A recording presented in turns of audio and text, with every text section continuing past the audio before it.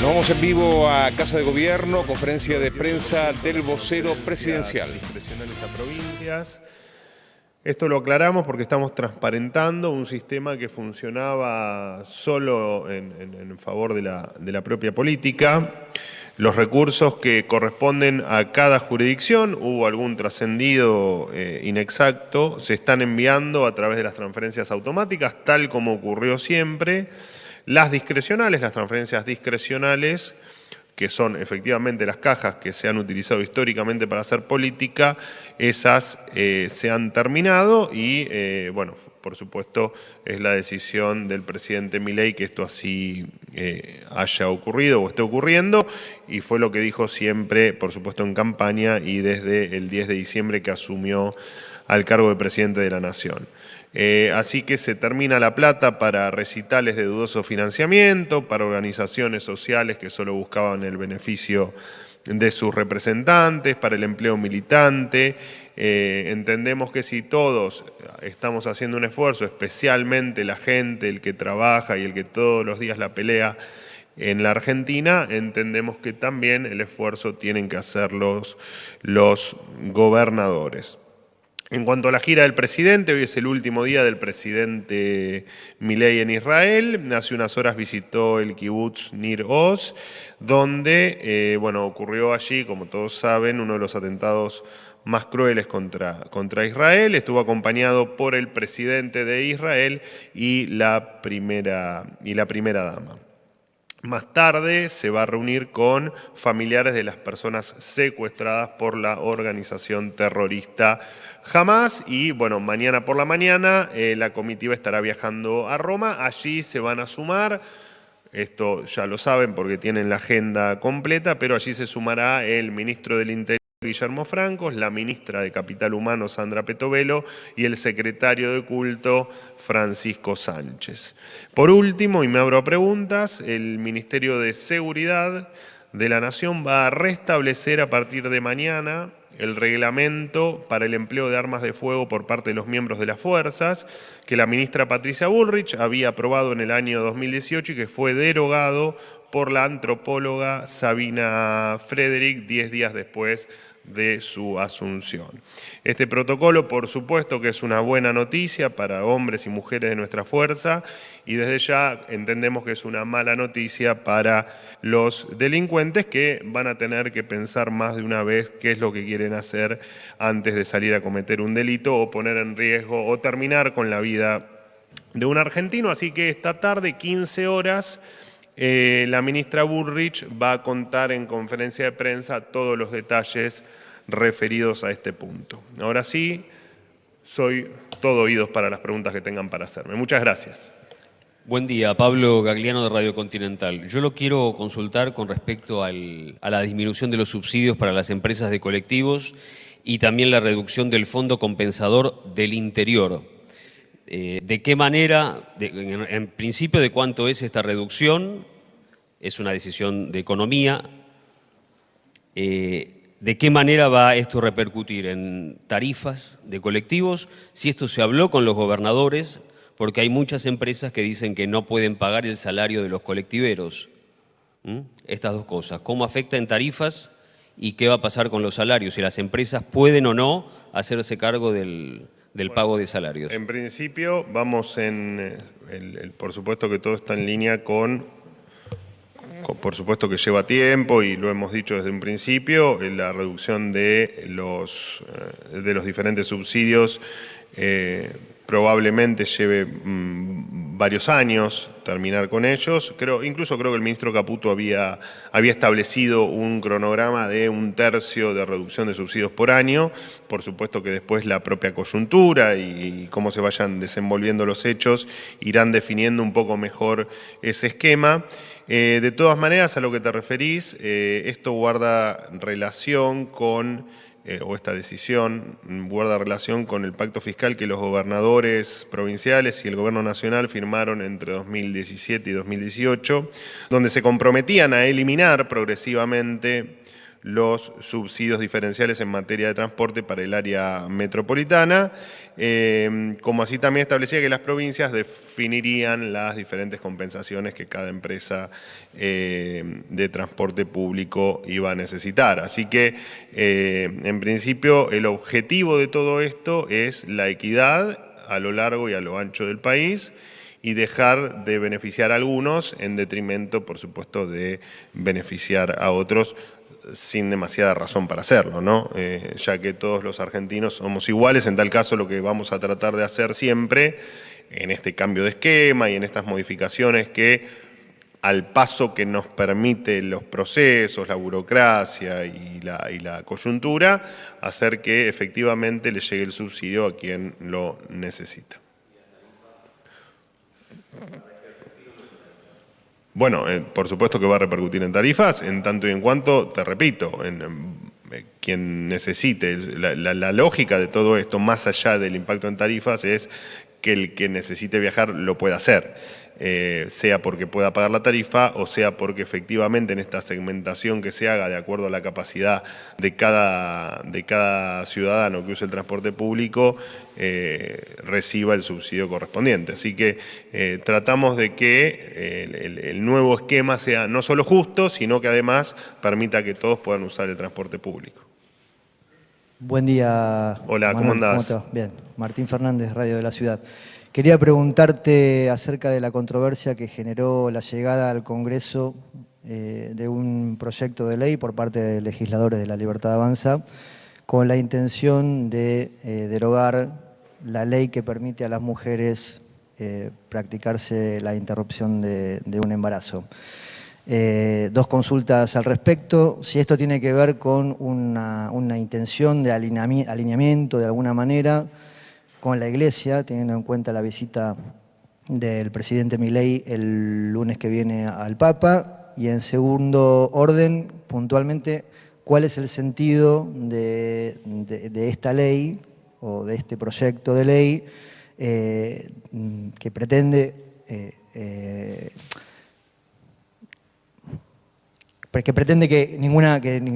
cuando no se obliga a ninguna mujer a que se realice un aborto, se lo haga? Mirá, vos sabés que hace unas semanas una compañera tuya creo que me hizo una pregunta similar sin saber esto, y te voy a responder lo mismo que le respondí en su momento. Esto es primero que es una discusión estrictamente legislativa. La iniciativa fue de la diputada Bonacci. No es parte de la agenda del presidente, no ha sido una decisión del presidente y no está impulsado de ninguna manera por el Poder Ejecutivo. Hoy en el Poder Ejecutivo estamos preocupados, abocados y trabajando sin ningún tipo de descanso en otro tipo de temas que son muchísimo más urgentes y, como bien vos sugerís, más si se quiere, relevantes que ocuparnos de este tema. Así que no es parte de la agenda del presidente este proyecto que se dio a conocer, creo que en el día de ayer. Buen día, vocero. Julián Alves, del Cronista. ¿Cómo andas? ¿Bien? Todo bien. Me alegro. En la jornada de ayer, el presidente compartió una publicación en la cual decía, y cito, al respecto del titular del ANSES, Osvaldo Giordano: deberían echarlo inmediatamente por traidor. Quería saber si el presidente está evaluando pedirle la renuncia, si está al menos eso entre los planes, y también si está evaluando al respecto de otros funcionarios del Gobierno Nacional que han venido otras gestiones provinciales a las cuales el presidente acusó a esos gobernadores justamente de traidores, ¿no? Como puede ser el secretario de Transporte Franco Mogueta, como puede ser el presidente del Banco Nación Daniel Tilard, o puede ser, por ejemplo, Flavia Rollón de la Secretaría de Minería, que corresponde más que no un pacto con respecto al gobernador de Salta. Así que esa pregunta, y si se prevé algún cambio en el gabinete. Expando la pregunta en ese sentido. Gracias. Bueno, ayer me hicieron una pregunta similar. Las decisiones de gabinete no responden a cuestiones estrictamente políticas. Por lo tanto, nosotros o el presidente, cada una de las funciones o de las personas o de los cargos o de los responsables de las áreas las evalúa en función precisamente de cuestiones de gestión o de cuestiones de idoneidad y no de cuestiones estrictamente políticas. Y en tal caso, si algún episodio ocurre con respecto a alguna renuncia, será precisamente por estas cuestiones y no por una cuestión política. Así que no, la respuesta es no. El presidente no evalúa hoy la renuncia de Giordano. Hola Manuel, buen día. Hola, Eduardo Menegazzi, Infobae. Perdón, Sí. no evalúa la renuncia de Giordano como no evalúa ninguna renuncia por cuestiones políticas, ¿no? Que quede claro, me preguntaste por Giordano, te pregunté por Giordano, pero me nombraste otro montón de gente y aplica la misma respuesta, ¿no?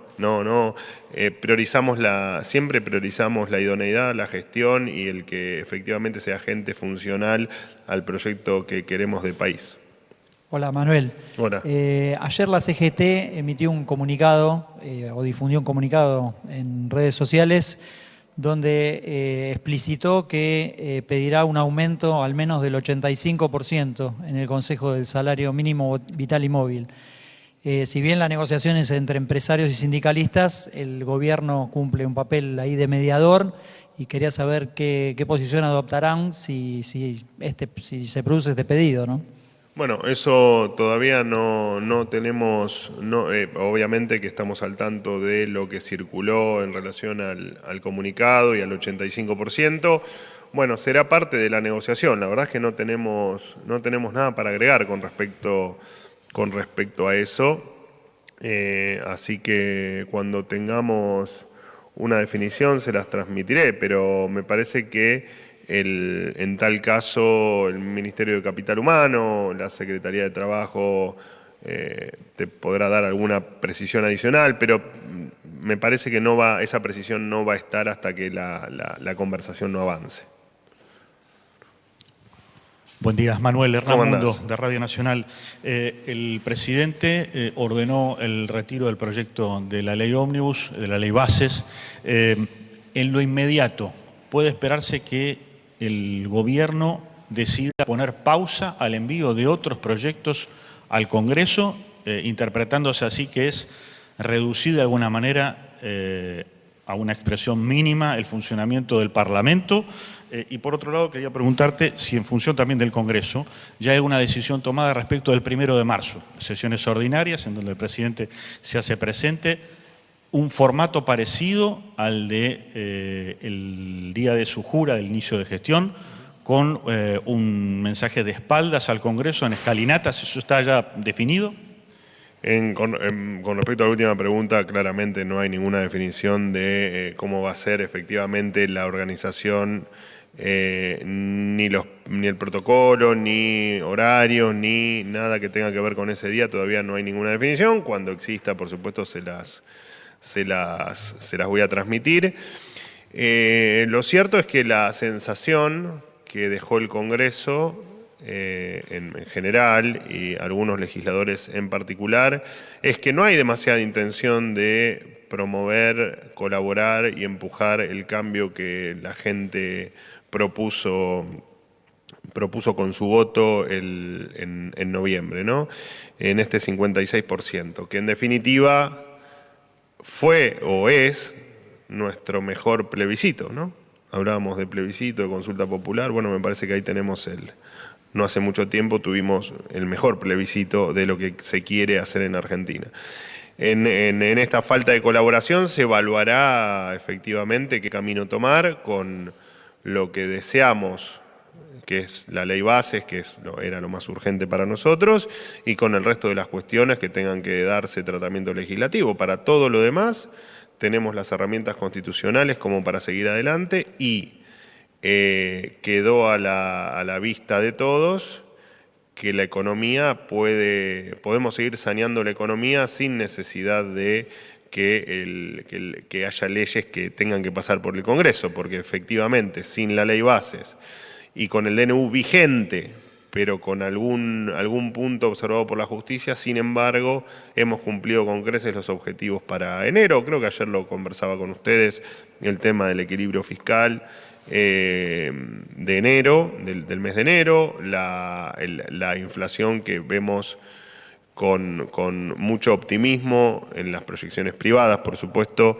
lo que se espera para el resto del año, así que confiados en que efectivamente podemos seguir con la transformación, seguramente a otro paso y con otro ritmo en algunas cuestiones, claramente, por eso estaba la ley, por eso nos preocupaba la ley, porque la ley implicaba una Argentina de largo plazo distinta, pero claramente todo, lo dije ayer, todo se va a terminar consumando y todo se va a terminar haciendo realidad. Lo que han cambiado simplemente es parte de esos tiempos que teníamos pensado. Pero el plan económico, que lo nombro mucho porque por supuesto que la pérdida de poder adquisitivo, la inflación, cuestiones de empleo, los salarios bajos y todo lo que venimos relatando, por supuesto que son nuestra principal preocupación, ¿no? Y por suerte, estamos en una parte del camino muy compleja, pero se está cumpliendo con creces a pesar de la negativa de algunas personas de la vieja política que no quieren que esto ocurra. Así que absolutamente confiados y respetando lo que propusimos en campaña. Última pregunta. Buenos días. Hola, dos micrófonos.